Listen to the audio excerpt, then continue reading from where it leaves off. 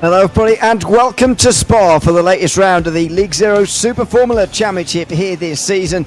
We're on the home stretch now with this season, 5 rounds to go across 5 iconic circuits throughout Europe. Spa, Mugello, Barcelona, Zandvoort and Monza will decide our champion between now and the 4th of September in just 4 weeks' time when we end our season here. It's going to be a very, very exciting final few weeks, and with myself, Ewan and Biggles to take you through it. You were saying to me, Biggles, actually before, that you haven't seen very much racing at Spa recently, or not at least worked on any recently. I've got to say that this is a well-used circuit in sim racing though, and maybe the numbers will just bump up slightly tonight, 26 in the field at the moment, because of how everybody really enjoys this circuit. I mentioned there's 5 Grand Prix circuits to go across Europe, and this is I would say, maybe the most popular of the circuits, maybe in the world. Certainly in terms of Grand Prix circuits in this style, Spa is a very, very popular one. Exactly, Ewan. I haven't personally been here for a little while, but we know that obviously the 24-hour events and stuff like that have been occurred recently. Some of the drivers might be sick of Spa, but you certainly can only get sick of it for so long because it's such a racing driver's track. It's one of those classic tracks. You can't build them like that anymore. I mean, they could spend all the money in the all-rich countries and stuff like that to pump out those tracks as much as possible, but Spa's got the birthplace. It's not the birthplace, of course, but it's got the blood of motor racing built into this very, very foresty, hilly track. Absolutely. Located in the Ardennes Mountains in Belgium, which means that all sorts of weather events happen here, but obviously not here in this series. At the moment, 36 degrees and a half Celsius on the track temperature, which is pretty high, really, and that's the biggest amount of weather concerns you're going to have. This is the rundown towards the final chicane for Adam Merchant, who's just using a little bit of slipstream at the moment from Jaden Calloway, I think that is, just up in front of him here. It is indeed the top 2 in the standings, currently running nose to tail in this field. Noddy ML with a couple of purples goes over the line, and he's getting close to those 2, but he's not improving just for the moment. He stays in 4th place. And just to update you, by the way, in these final moments of qualifying, where everybody is in the standings, for the first time last week, Adam Merchant was able to, first time in a while anyway, Adam Merchant was able to take the lead away from Noddy ML. He leads by 6 points now after gaining a whopping 20 points on him last week. Of course, Noddy ML took his drop week the week before that, but Merchant gained 7 the week before that after Noddy ML trounced him in the first 3 weeks, and indeed trounced everybody else. Now Merchant is on the comeback trail, so 3 weeks where ML was leading and certainly putting distance into Merchant. Now 3 weeks where Merchant has been gaining again, and so far this qualifying session is showing that Merchant has definitely got the momentum behind him, and he's 3 positions ahead of Noddy ML with 2.5 minutes to go. And getting this tow at the moment from, if I'm not mistaken, it's Calloway up the road, who's second actually at the moment. So teammates from the Squid Grid Racing working together here as we're on board. Just the famous turns that you have to get it done here. I've seen a couple of mistakes with these drivers in the bus stop chicane there, Ewan. Obviously, because it's a high-speed circuit, isn't it? And that's the only place you have to basically stop this car on a dime, get it slow in, slow out, and then start all over again into the famous corners around. They kick up a bit of kitty litter on the track there, but nothing we saw like last week. No, last week was quite something, wasn't it, at Manny Court? I'd say it added quite an exciting variable, but it wasn't the most realistic thing I've ever seen in the world to have that amount of gravel being brought onto the circuit. But there we go. Will be 1 or 2 places where that might be a talking point tonight, but certainly not to the same degree as Merchant now makes his way through the final chicanes. Not many purple sectors on the bottom of your screen at the moment. Calloway had the most personal best actually there, but he pulled over there into the final chicane to let him go. And Mel goes over the line as well now. Yeah. It's a personal improvement, but it's only 4th place, and Merchant does improve as well. Fastest lap of this session so far. He's over 3 attempts ahead of Jaden Calloway, who's now got 1 more lap to try and get ahead. Here's Fitzsimmons, one of those other top 4 drivers, I would say, who are in contention for the pole here. Yeah, absolutely. He nailed it. He nailed the bus stop. That was perfect that we saw when we were on board there with Merchant. It didn't look like it was actually screaming through there, but he did set the 152. The only man so far in the 152 club, 152.67. Everybody else is in the 153. So speaking of Jaden Calloway, right on the money of the 153s. But here we go. Fitzsimmons, my friend, steals that P2, as we just saw on board. Yeah, less than a minute to go in qualifying, and it's getting exciting towards the end here as the track's rubbering in. These drivers are only getting faster. A slight off track there from Callaway. Not sure whether that was long enough. Oh, and Amel's certainly off the circuit. That is not going to count for him. And Noddy Amel pulls off to the side of the circuit, says that's enough. Fitzsimmons does not carry on. And not sure whether Callaway is going to be able to get to the line here with a valid lap time or not. And I'm not sure whether pole is really actually a realistic goal for him either. But second place, certainly a realistic goal. It's only a tenth or so, a tenth and a half away from him at the moment. 9 or so seconds to go. He's not going to be. He's on the backstretch, of course. There's not enough time, I don't think, if that clicks over, of course, and 10 seconds to go now. Well, he's going to get to the... I presume he's going to get the... respite of being able to complete his lap. No, he's not. Yep. I was saying this just this morning, actually, doing another broadcast. I can never remember which series let you go on after starting your lap and which series don't. So I apologise for getting this wrong every week, because I probably do. But there we go. That's the end of the session. Adam Merchant will be on pole then for the first race of the day. Just 6 laps it will be here from Spa, the shortest race in terms of lap number all season. Billy Fitzsimmons will be alongside with Jaden Callaway and Noddy Amel then on row 2. A bit of a gap back to Elliot Court, who's ahead of Gabriel Hopp, with Antonio Bianchi and Frankie Brzezowski rounding off row 4. Just over a second off of pole as well, all these guys. AJ Brenner and also 10th place to Shade Bruffett. It's Leo Delmar who's 11th ahead of Elliot Rolls, with Jack Mundy and Jace Meyer sharing row 7. Sergio Porrock is ahead of Guillermo Paré, with Anthony Zeitz and James Turnbull on the first All-American row, all the way down in row 9, long way down. Robert Nobles and John Stumbrus around at the top 20, with Austin Thomas and Julian Madore in row 11, ahead of Arturo Mayorga and Jose Jimenez. Chazi Jahir, Norman King and Nicholas Isidro round out the 27 car field. So a good entry here, even if those last 3 didn't set lap times in qualifying. Zuhair and Isidro have already got themselves onto the grid, so they'll be racing here tonight, although from the back of the field. It was always likely to produce a bigger field, and we've got a nice field for hopefully a couple of nice races here tonight, as we've seen for most of this season so far. Just 6 laps for this first heat race is going to be very crucial to get your overtakes done early, and of course those mistakes can creep in very early as well too for these drivers to steal some early points in this championship that you mentioned that we're getting for deeper and deeper into at the moment. So mistakes at the moment can't be too, well, you can't make too many mistakes there. That's the word I was trying to say. Ewan, 1 more car, 2 more cars, 3 more cars to line up on the grid, and we're getting ready to go green. And here they go onto the grid. Jen Callaway takes his... is it Callaway or Noddy ML? Anyway, taking their time onto the grid, and Turnbull was certainly one of those down towards the back taking his time as well. But all the drivers are now ready with the 2 minutes just about elapsed. Norman King is going to start from the pit lane if he starts at all. One of those 3 non-qualifiers from here tonight. Doesn't look like he's going to start at all. As the lights come on here from Spa, 5 rounds to go in the League Zero Super Formula Championship, and we are underway. Down towards turn number 1 they go again, and it is Merchant who leads ahead of Fitzsimmons. Nolly Amel boxed in here really. Oh, and he's been hit, has he? Oh, he's been hit again. It's another disaster for Nolly Amel, and they're piling on top of each other through La Source. Oh my word. It's bodywork everywhere, it's carnage again in La Source, and Noddy Amel's miserable run of form continues here. He's got a meatball on that one. That is absolutely just devastating, isn't it? Well, we've seen that before in real life Formula 1 when they have massive accidents, and that's a big one at the moment. That's taken about at least 6 or 7 drivers at the moment, as we're going to see. Callaway up on the inside there, Fitzsimmons. Is that job done? It is job done. Fitzsimmons losing that place then to Callaway off at the start of this race. In the background, Brenner and Brzezowski side by side down into Rivage, and there's no way through for Frankie Brzezowski. It's quite wide from Brenner to get away with that. Just about look at the positions gained, the positions lost. That basically, if you're green, you got yourself out of the accidents and you managed to avoid it all. If you're in the red, then you got involved in it. That's pretty much as simple as that position gain graphic is on the left-hand side there. Yeah, AJ Brenner up 4 at the moment as well, too, taking advantage of that massive accident that happened there. It looks like it was Nobles, Amel, Elliot Court, Bianchi, Leo DeMar. Some big names got caught up in that big first corner incident.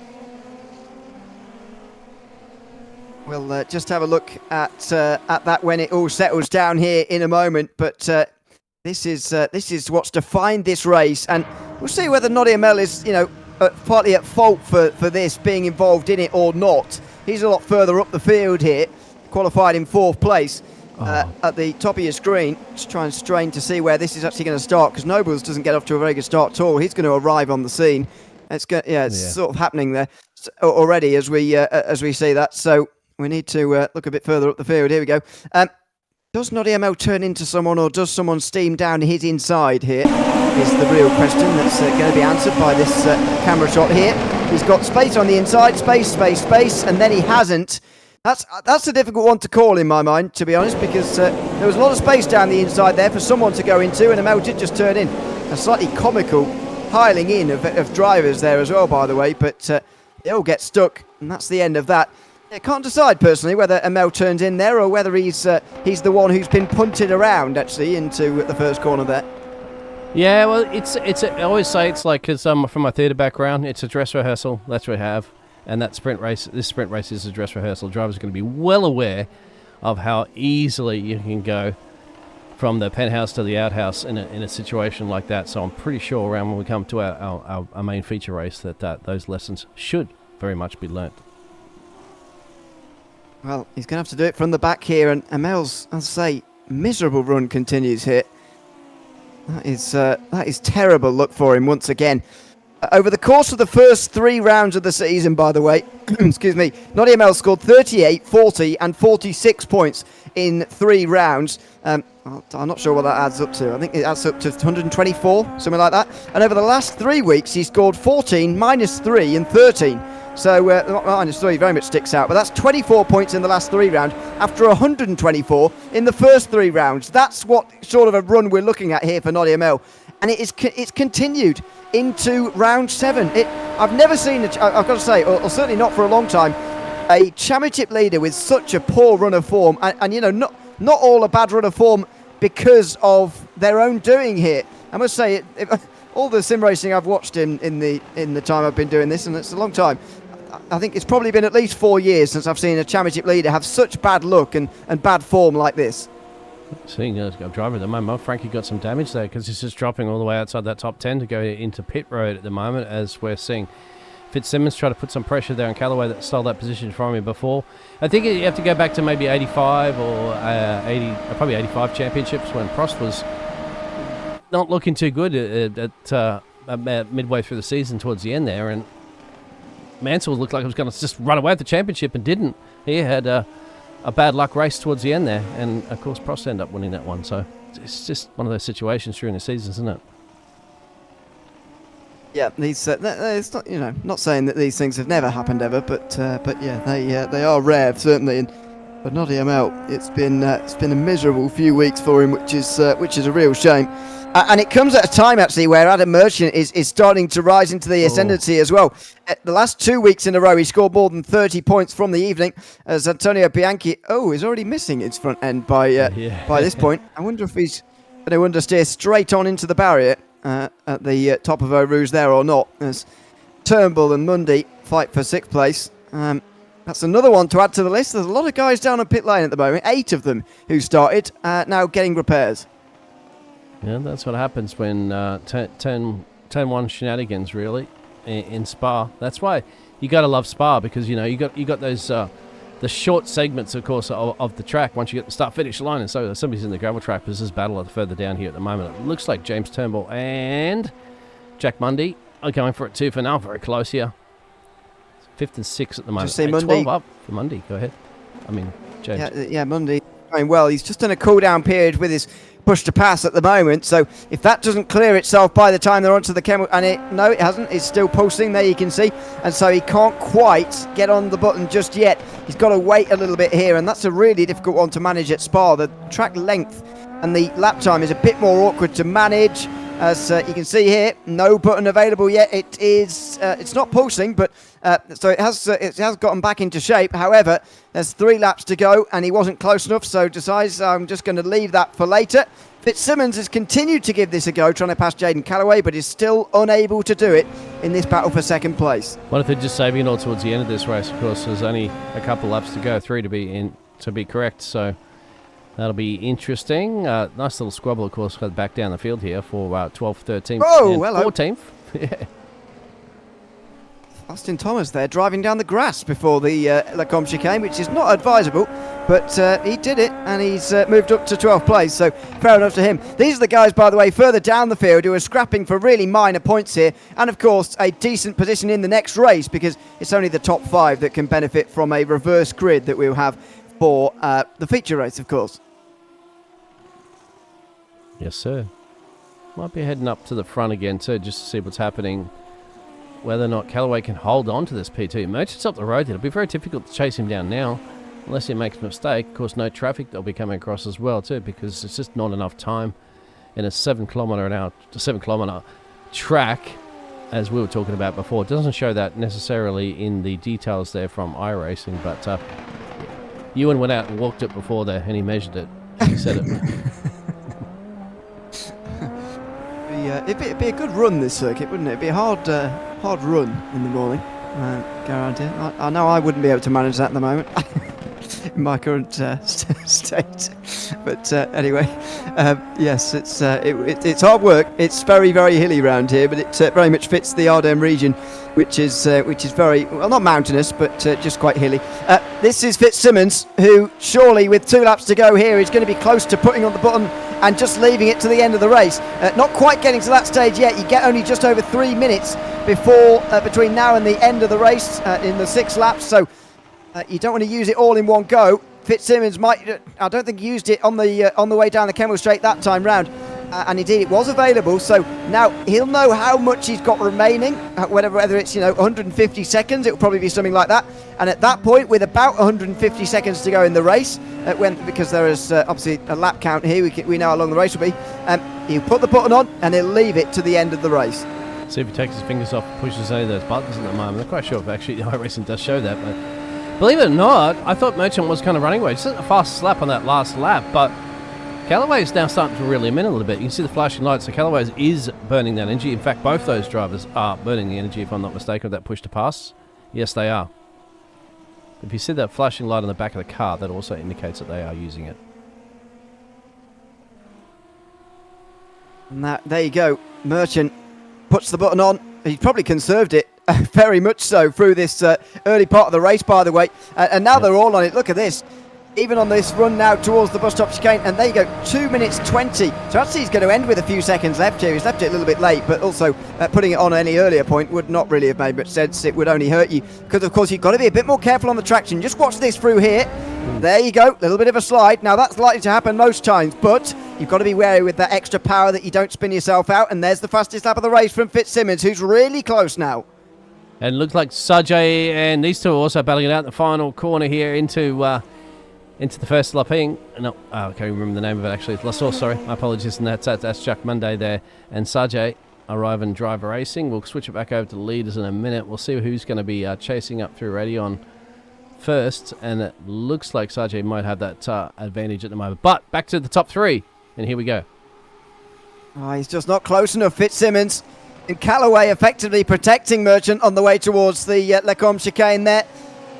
And they stay single file, so Merchant looking good now. Into the gravel though, and here comes Fitzsimmons down the inside into the Rivage corner, side by side. This is going to be the battle for second. Merchant should have this race now in the sprint race of the night. Outside through No Name, close between the two, so close to wheel contact, and they may have just been there. And now outside for Fitzsimmons, through Pouon, he dives into the corner, and he gets the place as well. He's got just a few corners to go to hold on to second ahead of Jaden Callaway. Yeah, he's got to hold on for sure. There could be a late minute dive into the bus stop chicane, because going through Blushmont, there's not a lot of overtaking opportunities once you get down there. I've actually been through Blushmont, my apologies. Look at the track map. Oh, a little bit of an off-skirt excursion there at the moment. I don't think Callaway's going to have enough at the moment there for Fitzsimmons, because there's not much overtaking opportunity now. I think so. No. The winner of the 3 of the last 4 championships, Jaden Callaway, is just going to drop off to 3rd here, and that's really been the story of his season. He's 3rd in the championship at the moment. He's being distanced by Adam Merchant even more so far tonight, out of the final corner, and it's sprint race victory for Adam Merchant once again. What a few weeks he's having. He sets the fastest lap at the very end of this race as well, And Adam Merchant wins here at Spa in race 1. He'll have to do that all again here to really stamp his authority over this championship by the end of the night. Side by side, meantime. There's contact. Mundy, contact with Zuhair, who's hit by Isidro, who, by the way, comes through to gain 19 places in one race and finishes in 8th. Yeah, that's a bus stop battle.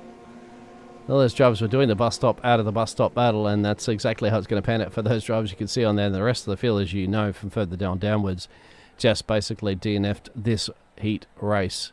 Well, Merchant got the job done, but it wasn't easy.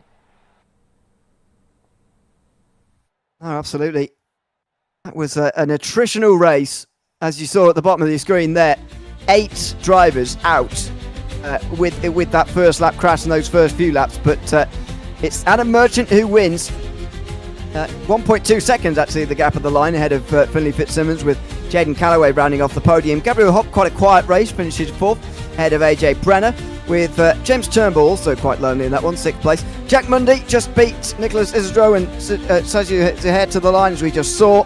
Elliot Rolls was the last driver inside the top 10, with Julian Madore and Aston Thomas not too far away. Then it was John Stumbrus in 13th, just beating to the line Guillermo Pare and Arturo Mayorga, 15th place. Jose Jimenez as ahead of Robert Nobles and Frankie Brzezowski, the final drivers who finished that race. Antonio Bianchi retired, as did Shade Bruffett, alongside Anthony Zeitz, Sergei Putka, Elliot Court, Noddy ML, Leo Dermat, Jace Mayer and Norman King, all retiring from that race. And the big retirement, of course, being Noddy ML. That was the worst possible news, as he was watching that race and seeing his closest championship rival win the race again. And now, of course, he's going to have to fight his way back up to the field here in our main feature race. Once again, our schedule we were talking about at the moment. Spa, we are on round 7, and we go, of course, to Mugello next. So we're going to stay in Europe, as you'd mentioned, because then we're going to go over to Spain, and then we go over to the Netherlands. And, of course, we ended up at the Temple of Speed there at Autodromo Nazionale Monza. It's going to be quite a place to finish the season, that's for sure.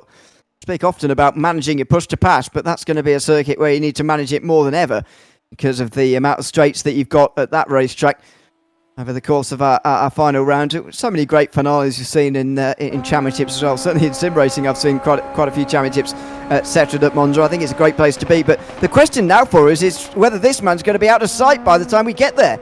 Adam Merchant is race winner again here already. Might be able to go back to back here. So far this season, by the way, he's taken 4 wins coming into tonight. That's the same as Noddy ML. Now it's 5-4 to Adam Merchant. He's starting to pull away in this championship, definitely. Get some temperature in the tyres at the moment as weaving. He's keen, and I tell you what, you can tell that from drivers that are keen, because there's only a handful of them currently at the moment out on our practice warm-up laps, which is only 5 minutes, which means you're going to get basically 1 to 2 laps at best. We'll see at the moment, as he goes through the bus stop, he's going to commit to another lap. No, he will go in at the moment. I was just seeing if we're going to get a driver to perhaps stay out. Well, this is Leomar practically starting a lap, so give us an on-board and give us a guide around Spa from the Frenchman. He's pulling it off and doesn't give us that either. How about Buffett? Oh, well, Buffett. Yeah. Into the wall. No, I'm not sure we're going to get a lap on board, to be honest with you. What Merchant was doing there, though, seemingly was just coming into the pit lane, actually, and practicing that pit lane. It's something maybe worth just briefly touching on. It's, of course, a race where you have to make a tyre change. This series is obviously no stop in the sprint race, and then there is a stop in the feature race. However, you can't refuel, so it's all about tyres, which you have to do at some point. Now, this will be a 20-lap race, the feature, so very easy maths there. Everyone can divide 20 by 2. Got enough fingers and toes for it, even. So we can figure that out. About lap 10, we'll see them come in, but it's a very, very narrow pit entry here, and pit entry that's seen plenty of drama down the years as well. I don't know if you saw, was it last year, I think, or the year before, when Spa 24 Hours in real life was lost because somebody was stuck in pit lane and the race leader couldn't get around them and they lost the win. Yeah, it's tight. It's a tight entrance. In fact, it's off basically a bit of a cliff. So Eau Rouge is the Red River. That's why it's called that. And there's a big river drop off in the side there. I can't really show any cameras to indicate that unless somebody heads to the pit road. But they're kind of like there. It's a drop off. It goes right over. Actually, I'm going to zoom in the camera because it's just in a warm up. You actually see this, and look at the drop off, my friend. Yeah, dropping off. Oh, it's massive. So, yeah, there it is. There's your pit lane entrance. So that's why it's a tight pit lane entrance, because they can't widen it. Ewan, there's no space. You've got a cliff. You have to pull up a whole bunch of landfill, and as you can see, the pit lane entrance going all the way in there. So that's very, very tricky. And of course, at the moment too, you might have people battling into that corner as well too. You could see the tight entrance going in right there. That's how tough it is, and that's what drivers have to practice it. Which you're right. Maybe extend a bit of a bridge. I don't know. Oh, that's possible. But then again, you take away that classic entrance. That's tough, right? Yeah, exactly. That's why you got the best drivers in the world. They have to earn their paychecks by navigating that. Exactly. Oh, hello. Oh, no. That's your car gone, mate. That's it. You're not getting a new one. Well, that's the end of war anyway. In fairness, so that will be the end of that. It will be time for the race in a moment. Here. I won't go through the entire grid, but we will pop it up on your screen anyway, so you can have a read. The top 5 will be reversed, so AJ Brenner will take pole ahead of Gabriel Hopp. Jaden Calloway, Finley Fitzsimmons and Madden Merchant will continue their battle from 3rd, 4th and 5th, but I'll let the rest of it scroll through on your screen, because outside of the top 5, it is effectively where the drivers finished in race number 1, including Noddy ML, who's worth pointing out there, down in 24th position. Now, we saw Nicholas Isidro start from the very back, 29th, and actually finish or did he start 27th, and finish in 8th place, or something like that. Anyway, he gained 19 places in race number 1. He showed that it's very much possible to come from the back of the field and work your way forward to a very, very good finish. But we'll see whether Noddy ML can indeed do that, as the drivers at the back end of the field are just about ready here for this second race of the day. Norman King not starting with us here tonight, unfortunately, so just the 26 in the field as far as I can see, and hopefully more of them get out of turn 1 this time round than what we saw in race number 1, where there was carnage into Lassour's first time round. Let's see what happens though in the League Zero Super Formula feature race from Spa. The lights go out and we're underway. It's a great launch from Hopp. Look at that, a fantastic launch. And he's already in the lead here ahead of AJ Brenner. 3 wide meanwhile for 3rd place. A lot less congested here for these guys who are championship contenders at the front, of course. Merchant into 2nd, as further behind Noddy ML looks to get himself through the first corner cleanly. And he does indeed manage that, but Merchant's up to 2nd. What a great start from him. Calloway joins as well. Oh, and Brenner gets in there. Oh, my word. He had a bit of a connection fault there, did Brenner. And now Fitzsimmons and Merchant's coming through as well here. Goodness me, what's going to happen? On the exit of the straight, Fitzsimmons pulls in front of Brenner and Calloway. And there's contact. Calloway to the side of the circuit after contact with AJ Brenner. Race leaders off. Championship leaders off at the moment. And not championship leader, my apologies, but definitely one of the big guns at the moment. The man that was out there practicing as well, too. You thought had it. He's got a lot of work to do currently at the moment, but he does have a bit of time up his sleeve. 20 laps, of course, pit stops in play. But the Brazilian out in front at the moment. Just in behind AJ Brenner is Merchant, and he's having a look. He's not going to go through there.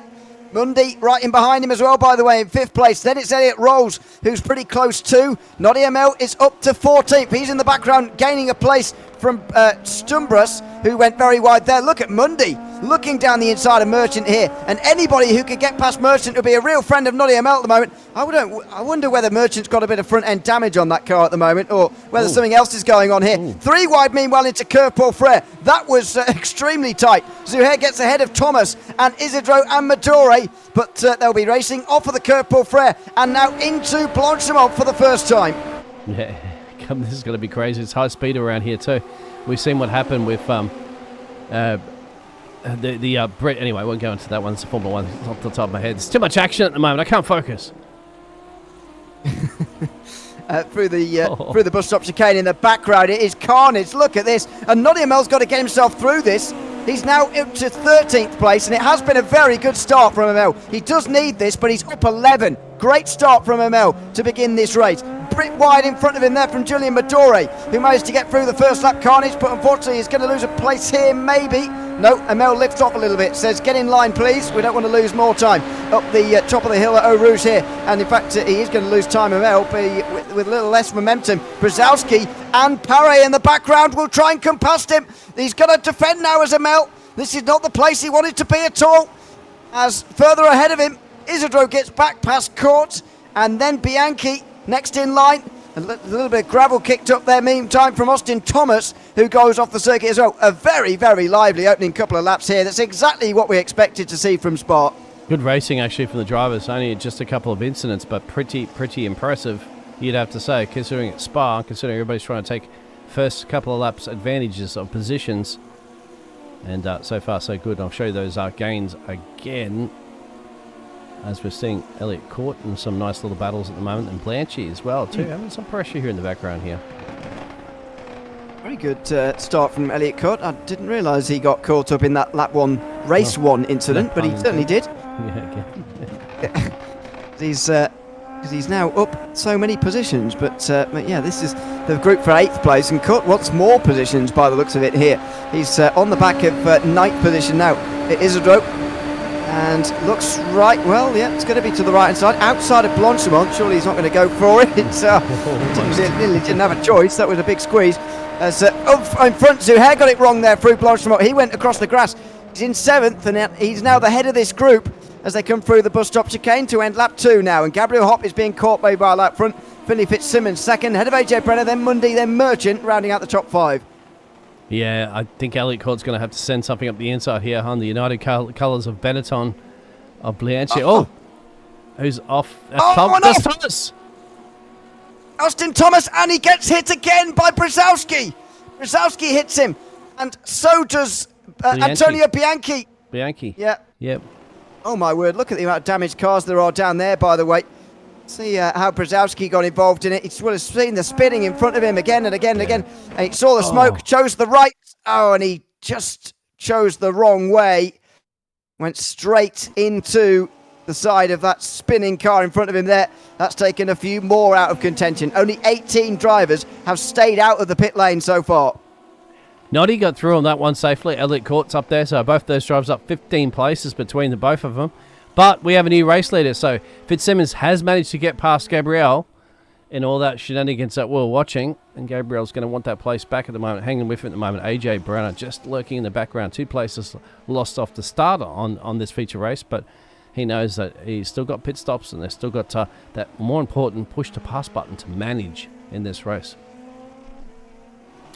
Yeah, that is much more of a talking point in race 2 than just sticking it on at the end of the race and just leave it, as we saw with race 1. Paré and Meyer side by side through the S's there. They get away with it. Here's Jaden Callaway, who's going to be such an entertaining watch, by the way, in race number 2. Yes. Because of that spin through Lecombe on lap 1, he is going to be racing through the field again now. Let's see what he can do. We know he has the pace. We know he's one of the fastest drivers, set the fastest lap in the last race as well, too. But he's got to get it done, and I might have to switch up in a minute too, because it looks like Sajay got past Elliott Court as well too for the battle for 7th and 8th. But we'll see through the bus stop chicane up here. Oh, spin! Oh, and Callaway clips the other driver of. Who did he clip there? One went for a spin on their own. Parry went on his own. Jason Meyer was clipped by Callaway, who you can see has got a little bit of front right damage there on his car. You can just see that front right wheel a little bit more exposed than it otherwise might be. So, yep, definite contact there, and 2 spins out the final corner. And this is Elliott Court wanting this position back again from Sajay. The battle for 7th and 8th currently in your pictures down into Lacombe. Holds on for now. Yep, well done. To head through, and Court is going to try and get back in front again into Rivage. Not quite. To Hare with the better line there, just locks him off nicely and stays 7th. Mundy and Merchant meanwhile exchanged places a couple of times, by the way. Mundy back in front of Merchant again in that battle for 4th position, and that'll be pleasing to Noddy ML again, who's closing in on these two as a result of their battle. Yeah, you see him just in the background there at the moment. He's going to be loving these two battling at the moment, because he's going to be thinking, okay, Court, you got to get past here at the moment. Sajay's going to be the one that's holding him up a little bit. This is a difficult thing too, Ewan, because you don't want to be necessarily having to use your push to pass too soon on this one, but at some point, if you think a driver's hindering you, it's going to cost you a bit of time here to the battles further up in the field that you want to be in. Do you just risk it for the biscuit and use some of that push to pass? Well, here comes Elliott Court again on the outside line of Zuhair. Outside of Blanchimont it is as well. There is enough grip in these cars to give each other room, and they do exactly that through the fast corner. Now into the bus stop. And Kurt is still on the outside line for this exit now as Merchant comes in early after only 5 laps, only 4 laps even, of this race. That's an interesting call that we'll get to, but a switch to the inside from Zuhair. One side, then the other. Elliot Kurt stuck on the outside, and Noddy Emel's caught them at real quick speed now because of their battle, and partly because he's going quickly as well, but this battle certainly helping him. Now, what happens in front of him? He's just backing away because he's fit.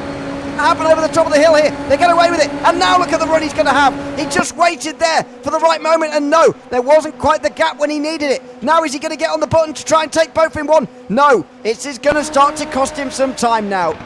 Yeah, I thought he might have used at the exit before he went down to Camel Straight. Yep. And then had the acceleration pace to overtake both of them into Lacombe, but he didn't elect to do it this time around. Maybe he didn't think it was going to be there in time, but fantastic battling at the moment. Both these drivers, of course, Elliot Court and Noddy, are up 16 places at the moment. They'll be feeling that Canadian is hindering up the road there of Sajay. But is Sajay got the overtake back again off Elliot Court, so he's got the pace out there. He's not really slowing them up too much. Fastest man on that track last lap was this man riding on board with.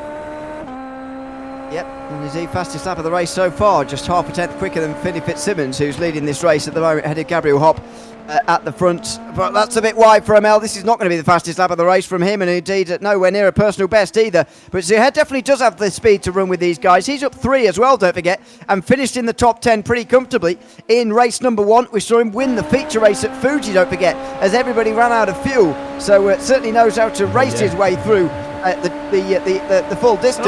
But this is a bit of push to pass from Court on the way towards Blanchemont. I'm sure that must be a bit of extra push to pass. No, maybe not, but he had a lot of extra speed inside at Blanchemont. Now Zuhair on the inside in time for the bus stop, locks up, and he comes into the pit lane. Oh no, Emel. Oh wow, Emel wanted to do something different to the two in front, and he ended up following Zuhair in. Yeah, this is the thing about the tricky pit lane entrance that we were just speaking about before. That sometimes you just get caught in a situation when you're on the outside, can't really come back in, and just go, you know what, oh well, bugger it, I'll just go in. And it's always tricky. So that now his strategy that he may have planned at the start of this race, throw out the door. You're going to have to improvise. That is very, very interesting. You could see the regret on his in his body language as well, as he tried to sort of turn out of it. This is Elliot Rolls on Monday, by the way. And these two are costing each other a place compared to Adam Merchant, who looks like he's made a good call now to come into the pit lane early. Side by side between Isidro and Porok as well for 7th. These are two drivers who've come right through the field here over the course of tonight. Porok in this race and Isidro in the last one. So these are two big gainers on the day. As Noddy Emel gets past Jace Meyer, he's got himself in even more traffic now having come out. But he did jump Zuhair at least, so he'll not have to be behind the Canadian for any longer. Yeah, a bit of traffic to deal with, of course. It's going to be interesting. Through this battle up the road there, of course, the battle of Elliot Rolls that we saw there before with Jack Monday is also another one. Gabriel still keeping within a second there of Fitzsimmons leading this race. Of course, those drivers still get to come down a pit road as well, too. You called that one in, what, lap 10, you said, roughly there, Ewan? When I expect them to come in, you mean? Yeah, when you expect them to come in, yeah. Whether the drivers listen to you or not is a different scenario. That is, yeah, it's true. I'm just expecting them to split it halfway, so yeah, 10 laps, I would say. Yeah. Elliot setting the dummy up the inside. That's going to be right off the racing line, my friend, if you're going to be doing that. But he's going to be seeing Jack go into pit road. So if Jack comes in and out of the pit road safely, it's going to be the only key that he's going to be wanting to see. And there it is. So we're starting to see some earlier pit stops, perhaps, give or take. But 14 laps to go, 7 down. Yeah, it's probably the time, my friend. It's past the sprint race distance now, so uncharted territory tonight, although these guys will have practiced, of course, going longer than 6 laps in a run. These two look like they're trying to work together a little bit now. Fitzsimmons with Hop just behind him. That was a big lift-off from Hop there on the way towards Lecombe. Not sure quite why, but a real big bit of fuel saving, which he shouldn't need to do in these races. Porok, meantime, is going to get past. No, he's not. There's a bit of push to pass used by Isidro, so the slipstream is overcome by the extra power that Nicholas Isidro had. But it's right around the outside anyway for Porok. Side by side through Lecombe, and they just about squeeze through without contact. Isidro keeps the place, and certainly wanted to by the looks of that as well. Brilliant driving between allowing just enough space there, allowing some good wheel-to-wheel racing. No trading paints, although they'll be running that in the background. But running up to the track at the moment. How does he hold on to that? Unbelievable, Nicholas. That was pretty unbelievable. Scary situation. It would have been in the medical centre, and the chopper would have been fueled up and ready to take you to the nearest hospital. It was pretty close to an accident, but good save. And he won't be far away from pitting in now as we watch Adam Merchant here pulling away from Noddy ML. It's the key thing here on the outlap so far, but I guess more key now. He's going to be getting past Mundy, who has been into the pit lane as well on this lap. He's trying to get back up to speed again. These two fought hard, of course, in the first part of this race. Now they're fighting hard again, having stopped. Thankfully, they're not involved in any slower traffic. There you can see they're the first two of those who have stopped so far. Yeah, it'd be interesting those lap times as well too, because Adam was the fastest man in the last lap, 1:53.3. Now it's not that much quicker than the leaders, 53.75 and so. But remember, he's in traffic as well too, so let's see what he can do if he gets some clear air. But he's got to get past Jack. Jack ain't just going to lift and let him through. As you said, both these drivers have been in pit road. This potentially could be, depending on the situation up the road there, if they put some banker laps in, getting themselves back up into podium positions. Well, Merchant, meantime, we'll continue trying.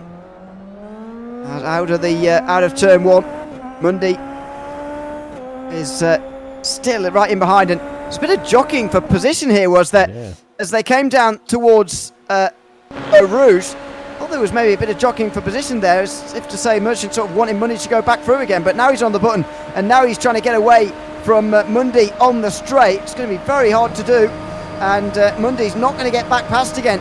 So looks down the inside. That's late on the championship leader. Mundy throwing it all on the line there, and Merchant won't be best pleased that he's been dived like that. But, wow, Mundy has a right to get involved, and Merchant returns the favour. Wow, what a great battle between these two. Both late braking manoeuvres, but they both make it work. Yeah, Mundy decided to use his push to pass on the attack on that one, and it worked brilliantly for him. He did realise that Mundy used it for a defensive element there, obviously down into Lacombe. That's what you do, because Camel Straight, you get murdered in the slipstream. But this is why I keep saying they should have always had this in Formula 1 for years rather than just the DRS, because that's to show you how you can attack and how you can defend very well. And very patient there from Merchant, not to use that push to pass to attack, but used it that down the Camel Straight and used it wisely to attack out of the exit. And now Mundy's struggling a little bit to keep it on the track. AJ comes in. And this is smart from AJ Brenner to maybe get ahead of Mundy as well, because those two have been fighting hard. Now Brenner wants to use that to get ahead of one, if not both here. Now Merchant's got away in such a way that he might not be able to get past him, but Mundy is definitely going to be on the cards here as Anthony Seitz comes into pit lane as well. Just 2 laps short of halfway. Brenner still stopped at the moment in the box, and now he's on the exit here. Yeah. So he should keep that third place, but he's just let these two play out their battle for as long as possible before banking a really big gap over them. Spots the apex perfectly as well too, but a little bit too much on the power on the exit. That tends to happen as you're dipping down the hill there. Look who's Loki in the background there, and he doesn't lurk for too long, my friend. He starts showing you that Ferrari livery pretty quickly, and it'll be approaching the number 15, Jack Mundy's car. And remember too, Noddy's making his pit stop. He's up 12 places in this race at the moment, and he'll be gaining a few more when the rest of the field up the road there takes some pit stops. He's trying to rescue his season effectively. Came into today 6 points behind, but lost a full race win points-wise in the sprint race earlier on tonight because of the issue he had on lap 1. He's maybe turning his season around and turning that momentum around maybe with this result here today as Brenner now gets onto the back of Turnbull for 7th position. This is James Turnbull, who hasn't stopped yet, by the way. AJ Brenner is the best placed of those to have made their pit stop so far. However, it would be a big surprise if anybody other than Finlay Fitzsimmons gets out in the lead here once we've had all our pit stops. He's got a second over Gabriel Hopp, who is still just in behind him. And he's just waiting effectively, Fitzsimmons, to make his pit stop here and come out in some clean air. So needs to wait a little bit longer and goes past the pit lane again. Yeah, probably crunch some numbers of your engineer there, the chief engineer down the pit wall there, and say, okay, AJ's going to be looking at disposing of James here pretty quickly. If James should not put up too much of a fight, knowing that James has to come in. And that's the only problem at the moment, isn't it? Because if he does have to come in, he has to lift off a lot and switched to the opposite side of the track there to enter the pit lane there. So I thought at that point he might have been doing that, but to allowing AJ through. But James elected to just stick with him, maybe get a nice slipstream and tow there to go a couple more laps. There's your pit stops on the timing tower. Immersion sets the fastest lap on that last lap. He's currently in 10th. Wants to distance Mundy and ML quickly, and he is doing that right now with that fastest lap of the race so far. That is impressive for Merchant, and they want to keep 4th place, which I think he'll have at the moment. Brenner will be next in line, I think, to overtake, as Brenner's being slowed down. So there'll be chances here for Merchant, who just makes his way around the corner in the background there. Brenner side by side with Turnbull in a battle he could really do without. Didn't choose to use any push to pass to stay in front, unlike Turnbull. But now that he's kept that position secure through there, he should have it for good now. But said that last lap, he's under pressure here. He wants to distance Turnbull as much as possible. And there you go. There's the pressure. Just kicks up a bit of gravel there through No Name. Yeah, this is exactly what we wanted. This is perhaps what's going through those other drivers that you had to make those pit stops. Where can they find some clean air out here so they don't be forced themselves in a situation where they're either held up there or they're trying to regain their position and use up some of that, more important, that push to pass button that you want to be saving a little bit later in this race. We're about halfway through currently at the moment there, Ewan. Yep. Just about. There we do cross halfway as we say that. So 10 laps complete. Another 53, mid-53 from Fitzsimmons, who just extends his lead again over Gabriel Hopp. This is looking good now for the British driver, Finlay Fitzsimmons, to take his 2nd race win of the season. 7th place in the championship standings currently. I think he'd be moving into the top 5 with Sanchez, Bianchi and Court not having the best days today, although Court is rescuing this a little bit with race 2. Will definitely be in the top 5 though with Will Fitzsimmons with a victory here as Porrock comes into the pit lane. There goes Brenner, another place for him, but Turnbull has not quite been gotten rid of. And there's the flashing of the push to pass. Yeah. Brenner does not want to see a repeat of last lap.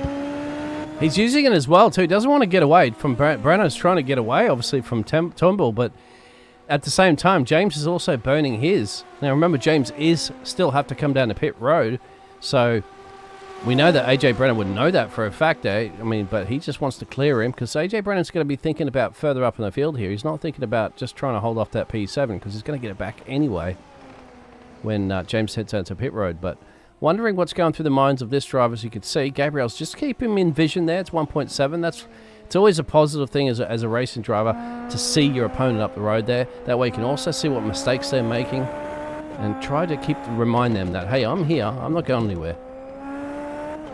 Yeah, on a normal day, it's the advantage to be the... Oh, dear, it's the gravel. Look at that. That's really sketchy through there. Somebody's been off, but yeah, normally it is an advantage to see him like this. Unfortunately for Cobb, I'm not sure it's much of a advantage just seeing your race leader slowly slip away out front. Sorry, that is what's happening at the moment. Yeah. This is how it happened.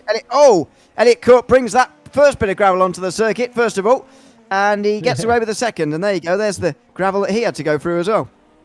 And there it was. Yeah, you caught that one. See, nothing gets past Ewan. That's why he's one of the best commentators in the planet, because he's got eagle eyes, hawk eyes. He just falcon eyes, actually. You know exactly what's going on everywhere on the track there with the pictures that we have. Elliot Court does go in the pit road right now. He says, okay, I want to get rid of them.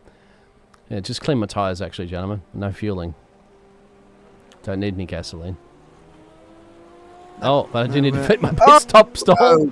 And get those fresh boots on. He's missed it. AJ comes in too.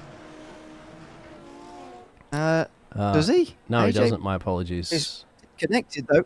Yeah, that's what I'm trying to click on him, and he's blinking a little bit, so that's why it's a little difficult. Yeah, he is.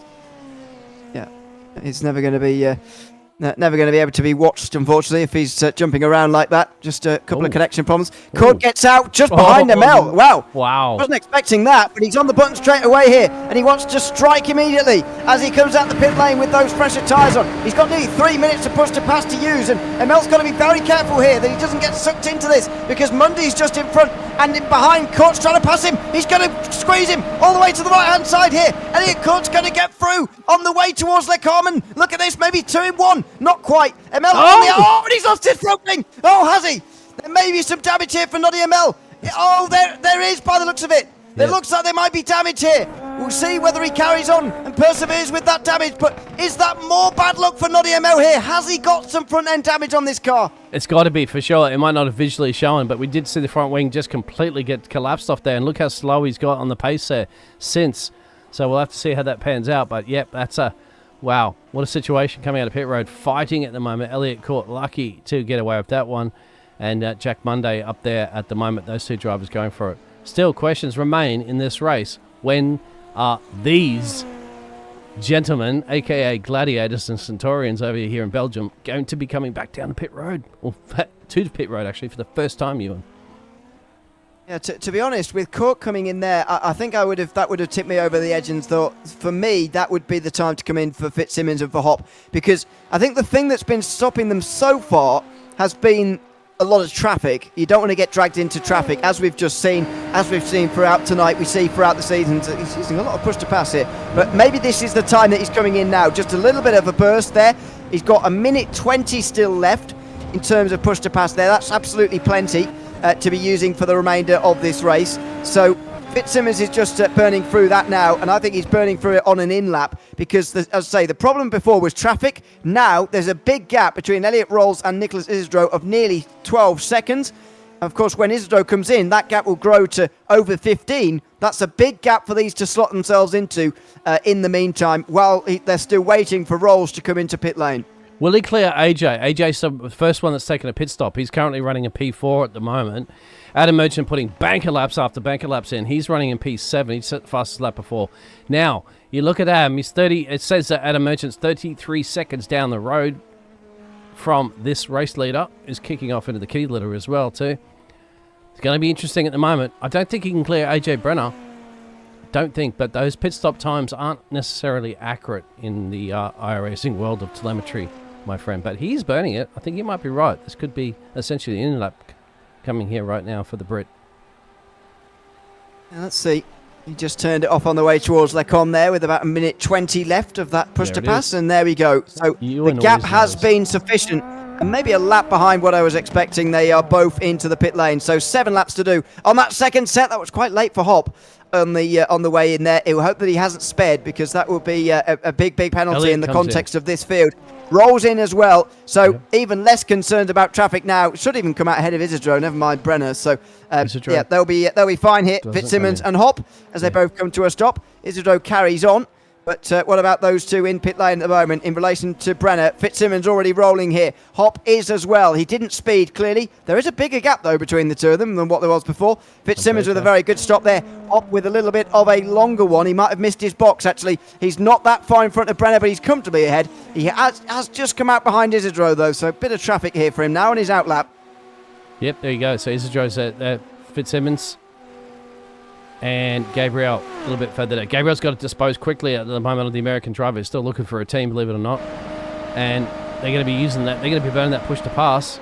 He wants to get rid of him. Nicholas still has to come into pit road.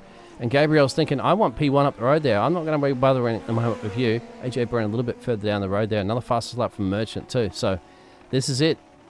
Once that last pit stop is made there from the number 42, it's game on to the rest of the end of this race with 7 remaining. That Noddy ML's come into the pit lane, by the way, seen the amount of damage and decided to call it a day. So we're down to 17 in the field, unfortunately. And Noddy ML is really starting to struggle in this season. And this is turning into a perfect day for Adam Merchant, you'd say. Although it's only a top 5 place at the moment, it will be 4th place when it all shakes out, which in itself is a good place to be. But his closest rivals are not having a good day. Noddy ML we've spoken about. Jaden Callaway went for a spin on lap 1 of this race. He's only recovered to 11th as it stands. Fabian Sanchez is not here today. He's going to drop some more points. Antonio Bianchi, 2 crashes out of 2. He's 5th in the standings. He'll drop further away. Elliott Court had an incident in race number 1. And so that's all of the other top 6 effectively having some sort of problem here today. It's almost a dream for Merchant at the moment. He's going to lead this championship by some distance now, heading out of this next race. Yeah, he just needs to bring it home. Sure, he might be thinking about putting him. Then Nicholas goes in finally. So that'll be the relief, of course, of AJ. He gets to, Gabriel, my apologies, will get to try to chunk that 2.6 second gap down to try to steal this race win. AJ's in the background there. And there's Merchant. There, my apologies, because it was Nicholas. So he might have enough time here if he continues to put those banker laps in, to perhaps steal that final podium position here with a big smile on his face going into this championship with even more points secured. I think he might run out of time here with 6 laps to go, but you wouldn't put it past him at the moment. 4.5 seconds, that current gap, as Isidro comes out in 11th place. That's outside the top 10, so that's another place for Callaway. And he'll probably be the one, Jaden Callaway, providing the entertainment for us in these last few moments. I've got to say, he's currently got one of the closer gaps just in front of him, 1.2 seconds up to Leo Delmat. But other than that, there isn't a single gap below a second. Rolls and Mundy just tipped under, as I said that. Further behind, Zeitz and Madore as well. But yeah, not too many. This is this is what's part the end for Amel. That's when he decided enough is enough. Yeah, too much damage that we saw. We saw the incident before there, but I can't actually, unfortunately, show that for some reason. It doesn't pull up, but he lost his front wing. Obviously, the visual gods at the moment said, okay, that your front wing's fine, and slapped on there, but it obviously was some real damage to the car there. And Nottingham is going to throw away crucial championship points like that, retiring the car, unless he feels that it's not drivable. I wonder whether, with the last 4 weeks he's had, he might start to give up the ghost completely in this championship. But we'll hope not, because it's been a great driver this season. Really, really strong in the first 3 races, especially. But the momentum has gone away from him in these last few weeks. That is for sure, and it's certainly gone towards Adam Merchant. But is there a last twist in the tail in the final? Wow! What a big crash this is! Mundy and Rolls into the final chicane. Mundy got it all wrong. He ramps over the back of Rolls, who's got no rear wheels, and he's out of this race, the Belgian Grand Prix. That scared the living daylights out of me. I was just like, where's he going to stop? Let's have a look from the back there. So I don't know if Rolls was like, Rolls slowed down or heavily. It's hard to say, wasn't it? It's hard to tell when you like that. There's no perspective when you're seeing that. But have a look at this. It does. Because the contact happened so early, I've got no idea whether Mundy would have slowed down in time, but that's a humongous crash. Well, we got a little bit of time to actually go over this one, and I do want to go over this one because it's a very important and nasty crash too. Thankfully, the drivers will be okay, but you kind of wonder where the breaking point was. It's a little hard to tell from that angle, isn't it? We'll go slow-mo. We'll go kind of like this speed. So where's the braking marker here? The bus stop's coming up right now. Look at 100 on the left there. He's already slowing down before 100 on the left. I'm not sure whether that's normal, though, in these cars, to be honest. I must admit, I've never driven these cars around here before, so I don't actually know where the braking point is. But he's definitely on the brakes there, is Rolls, before 100 metres to the bus stop, which seems reasonable to me. But the difference in the speed there was massive. It caught me off guard completely at the moment. I was just like, what's happening? I mean, I'm sure everybody else sat there in the chat did see that one and go, WTF, capitalised. That was a bit of a scary moment. Well, look at a driver, of course, approaching into the bus stop chicane soon. We'll keep an eye on this one. So Julian Madore, when he gets up around there, we'll have a look at when he's going to be braking. Of course, Giuliano as well, too, up the road. Where's he going to be braking? So keep an eye on that 100. Let's see, it runs wide. We'll go to Leo Demar. It's going to be a bad judge now, isn't it? Here it is. Yeah. Oh, just try and find somebody else. Yeah. See if we can go a little bit further back. Further back. Yeah, right, here we go. James. James Turnbull. There's 100 coming up on the... Is it after? It must be after 100 then. I think he's made a mistake. Yeah. Is it? Yeah. Well, I think Rolls has made a mistake, just got a bit too early, to be honest with you. I think you're right on that one, my friend. Let us know in the chat there what you think if you've got racing drivers at the moment. There's a few of them that have retired from this session. They might be tuning in at the moment listening.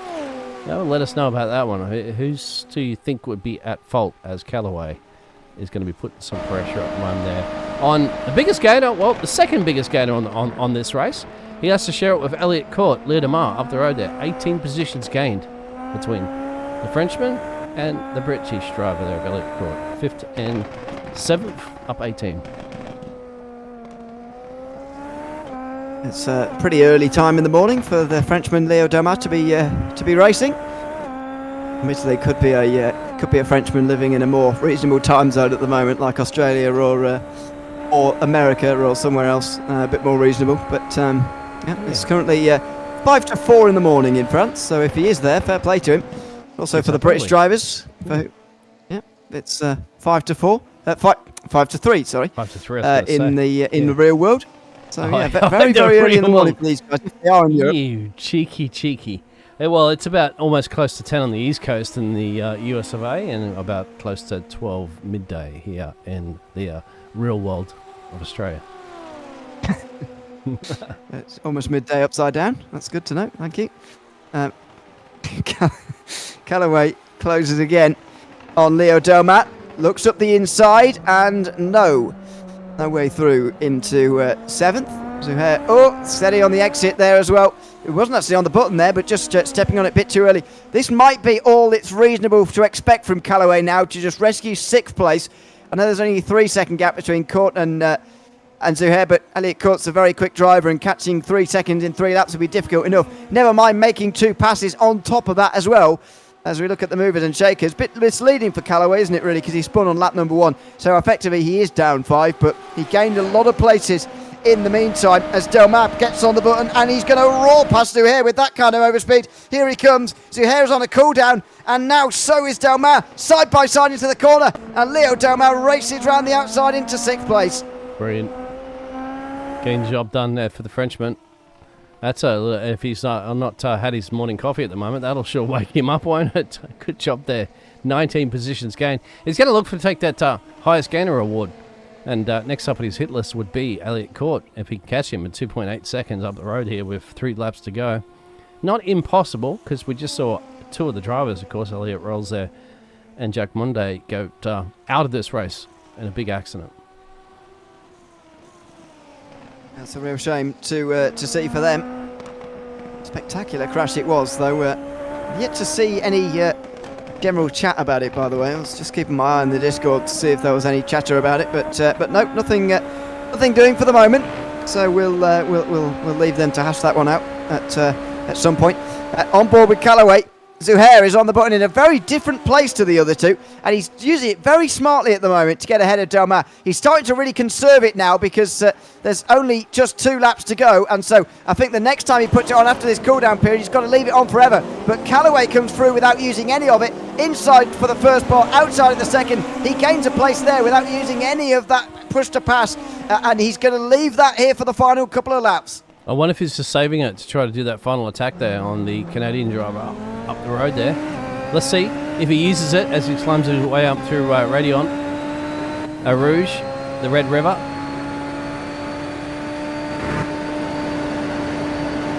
No. Is it definitely a Red River?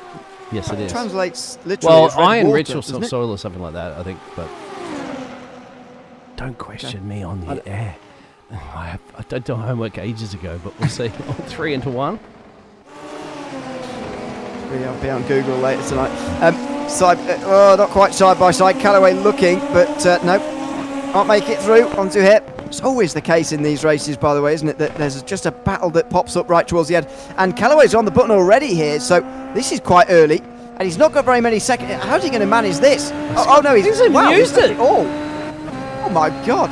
I can't believe that. He's not used it at all tonight. I know, Callaway, my friend. What are you saving it for?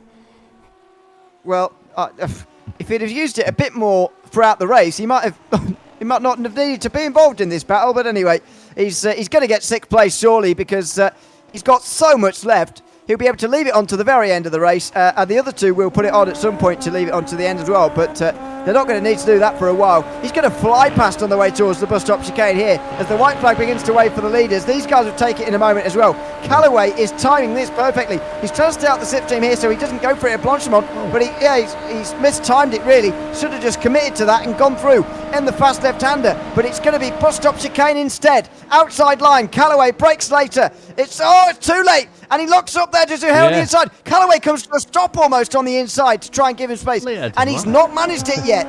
Yeah, that was a bit of a gamble at the moment. Now he's going to have to do it all over again. You see, Sajay actually used a little bit, and he is using a little bit, I think, for defensive. No, that's just cool down at the moment. He's just wiggling it out of the corner there, trying to maintain that position. Callaway's just going to be burning. We're on the last lap, of course. Fitzsimmons setting the fastest lap on the previous laps. He's going 52s. He's just hammering it out of there at the moment. A 5-second gap. He just wants to see the checkered flag, but we're going to keep our eyes on this one. Weaving around all over the place, Callaway, not sure why, as Zuhair finally can get on the button here and try and defend, but it's too late, and Callaway's through on the outside. Here in the background comes Delmar, and the battle's going to be for 7th here. Callaway's going to run away with this position, because there's cooldown still going on for Zuhair. Callaway's going to have that place, but Delmar is going to challenge him. For whatever reason, Zuhair has timed this really wrong. He's still in the cooldown period now. Race leaders, well, we've still got a little bit of time to keep it on that battle. There is Fitzsimmons, still pushing. He's burning it off. He knows. I got 51 seconds left. He's going to be returning this one because it's the last lap of the race. Yeah, it's just mistimed it ever so slightly as well, but it does not matter. Finley Fitzsimmons is going to come through and take a second race victory this season in race number 2 tonight at Spa. Out of the final corner, for Finley Fitzsimmons, who wins for the second time this season, and it's dominant this time at Spa. Nearly 6 seconds in front of Gabriel Hopp, who gets 2 top 5s on the day, by the way. Very strong performance from him overall. Finishes in second.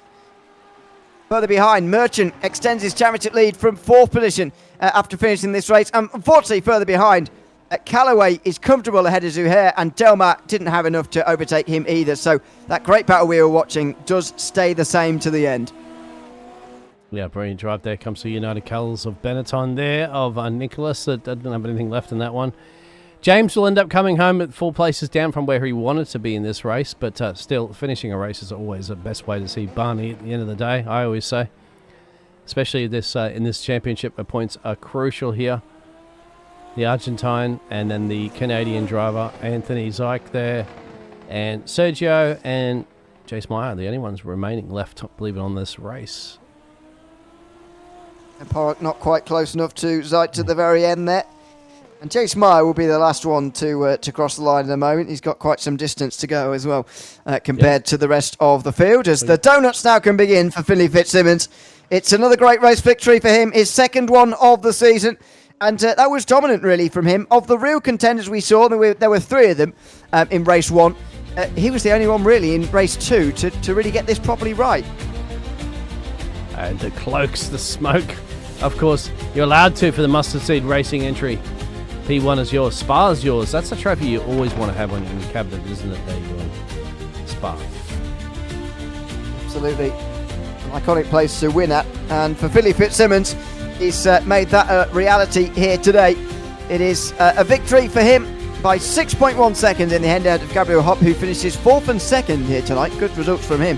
AJ Brenner finishes on the podium, with Adam Merchant also 2 top 5s, but a 4th place this time for him. And then a big gap back to Elliot Court, who rounds out the top 5. Jaden Callaway recovered to 6th after his spin on lap 1, with Saji Zuhair and Theo Delmar battling with him to the line. Nicholas Isidro and James Turnbull rounded out the top 10. Guillermo Paré and Julien Modori round out those within a minute, with Anthony Zeitz, Sergei Porrick and Jace Meyer the last on the lead lap. And then the retirements, Jack Mundy towards the end with Elliot Rolls, as we saw. Noddy ML 8 laps down, unfortunately, after a very small bit of contact. Gave him a lot of damage into Lecombe. Antonio Bianchi also retired alongside Austin Thomas, as well as Frankie Brzezowski, John Stumbras, Antonio Mayorga, Jose Jimenez, Robert Nobles and Shea Bruffett. In fact, the bottom 5 of those didn't make it through lap 1. That's what a chaotic race in lap 1 it was once again. But, well, that's it from Spa. A couple of great races, I've got to say, in terms of the racing as well, but it's worth mentioning both lap 1s here today. Absolute carnage going on, lap 1, both races. And this is where you see the man that ends up winning the race there. Doesn't win it on the very first corner, but wins it on the very last corner of the race there. And did you see that as well, too? Attacking early at the moment. And on that push to the pass there to try to get him up through Rouge. And that's what you see, obviously, comes running wide. Yeah, Brenner reappearing there, really threw Merchant off. He's in the yellow and black there. You saw just go a little bit wide. So Brenner's in the middle. Then, yeah, there's Fitzsimmons pulling right over to the right side. And now there's that contact with Brenner and Callaway, who goes for that spin. I don't know who's going to be at fault for that one by the end of the day, but that's where Callaway's chances really came to an end. And Merchant, of course, later on that lap was overtaken by Mundy. But, yeah, as you say, that's how lap 1 went down for Fitzsimmons. And that's how he got to second place, even after the opening run down the Kemmel Straight as well. And after that point, it was between him and Gabriel Hopp for the win. And Fitzsimmons just had too much speed for the Brazilian. Yeah, he did, and you have to give it to Gabriel Hopp because he ended up finishing second in this race, and he had to do a lot of defensive work there. A bit of a switcheroo of those positions that he's had there, those pit stops as well too that they panned out. Pretty even Stevens on those pit stops. I have to say, Fitzsimmons maybe just about shy of about 2 seconds in that pit stall. Well, overall pit lane time, but pit stall times were pretty close between them, and that was practically it. The Mustard Seed Racing entrance driver gets the job done for the Brit. 3 positions gained there, and as you'd mentioned there, Ewan, we've got more European motor racing to come. Yeah, we do. We've got Mugello next week. There's Barcelona the week after that, and Zandvoort, and then Monza to round out the season as well before we go at the end of the season. Simmons put himself in the waiting room briefly there, but he's taking himself back out again. So I'm not sure he actually wants an interview or not, but hopefully we'll be able to chat to him at some point in the remainder of this season. It is. He's put himself back in again. So I'll drag him while he's there, and hopefully he'll not move before we interview him again. But anyway, let's have a chat now. Finley, welcome in. Good to have you with us. Hopefully you were asking for an interview by putting yourself in the waiting room there. But yeah, good to see you out there on the circuit, winning here, back to winning ways anyway tonight here at Spa. Talk to us first of all about race number 2 tonight and how you managed to get yourself to the front very early on there. Yeah, it was just executing the pace and just making sure consistent laps. I was surprised when I wasn't pulling away from Gabriel, so we had to play something with the pit strategy to try to go long and maybe hit pit early. So it was just then when I realised he was going to follow me. It was all about having that good in-lap, which we did manage to do. We managed to stretch the gap to, I think, 2.6. So after that, it was just managing the pace. And then trying to go fastest lap at the end. But unfortunately, I think Jaden or Adam nipped me at the end. But no, it was a great race. It was just, just managing the pace second half. We got lucky in the first lap, so we just needed to make sure we maintain the advantage. It was Jaden, by the way, who took that fastest lap indeed on the very last lap. But I realise this is going to be a slightly strange question coming from me. But what is a British driver doing at this time of the morning, racing in League Zero? What's the story behind that? How have you got into this league at this such strange time in the morning for a British audience? It's a great question. I actually used to have your job back in the day. I did. I did a couple of commentary races. Back when, actually no, it was about this late, I think. But yeah, I used to have your job, had a couple of races, saw it's quite competitive. I thought, fancy my hand at that. Beat the Americans at turning right because it's the only thing we could do better than them. They have more experience. So it's true. Congratulations on winning your second race win of the season, of course, tonight, Finley. And thanks for chatting to us at the end as well. No worries. Thank you, guys. Have a great day. Thanks very much. Finley Fitzsimmons, the race winner from Spa, and a commentator as well. I never knew that. There you go. British and a commentator. It's like seeing myself. only a much better version of myself. We heard a lot of British commentators all the time, but nobody's as good as the great late Murray Walker. We don't sound like that. Yeah, you all sound like that. Cup of tea, yeah, hello. Bottle of water. Bottle of water. Let's continue chatting to some more of these guys who've really popping themselves in the waiting room today. So it's good to have the podium drivers finally available for a chat. Gabriel Hopp finishing in second place here today. Gabriel, welcome in and congratulations on finishing second place in race 2. Let's start there because you started at the front, on the front row. You were leading for some time as well, but not quite able to take the win. Just tell us about your second race tonight. Yeah, honestly, kind of an unexpected result. I felt like for a lot of races in this league, I could be like on the podium, and this one was not one of them. I did 0 practice, so I'm very, very happy with the result. For me, it's a win. Of course, 2 top 5s as well to go with the 4th place you managed to get in race 1 as well. Just what was the key for you getting such good results here eventually tonight at Spa? Yeah, the key was not fighting P1. I was just using the slipstring and learning the lines from him. Didn't even try to fight with him, just to trying to maintain P2. Well, congratulations on 2 top 5s here tonight, Gabriel, in the 2 races. And thanks for chatting to us at the end as well. Thank you. Thank you very much. Thanks very much. That's Gabriel Hopp, the second place driver in race number 2 today, ahead of AJ Brenner, who also managed a pair of top 5s today. AJ, welcome in. Congratulations on not only a pair of top 5s, but a pair of podiums as well at the end here. A pair of top 5s, I should say. I get my maths wrong. But yes, third place in race 2. A slightly earlier stop for you, I must admit, than the other podium drivers. What was the thinking behind that, and what was a 5-lap earlier stop in the end? Yeah, I had a pretty far gap to Gabriel and Finley, and really was just trying to do something different because I couldn't catch up to them, and already kind of dumped a lot of my push to pass. So I was just trying to go for the undercut. Ended up coming right into traffic, and then cold tires wasn't going great, so didn't really get those going too well, and then still had like about a 3-second gap, so just couldn't close that down for the rest of the race. So P3 will have to do. It's your 12th place coming into the championship standings here tonight. That will certainly improve with these 2 results. But I kind of noticed when looking at the standings and the stats or whatever that you get on the website that you've only had 1 top 5 before tonight, and you'll have now more than doubled that. And in fact, times that by 3 by finishing in the top 5 again another couple of times. Just what has been the difference for you here at Spa compared to some of the other races we've had this season so far?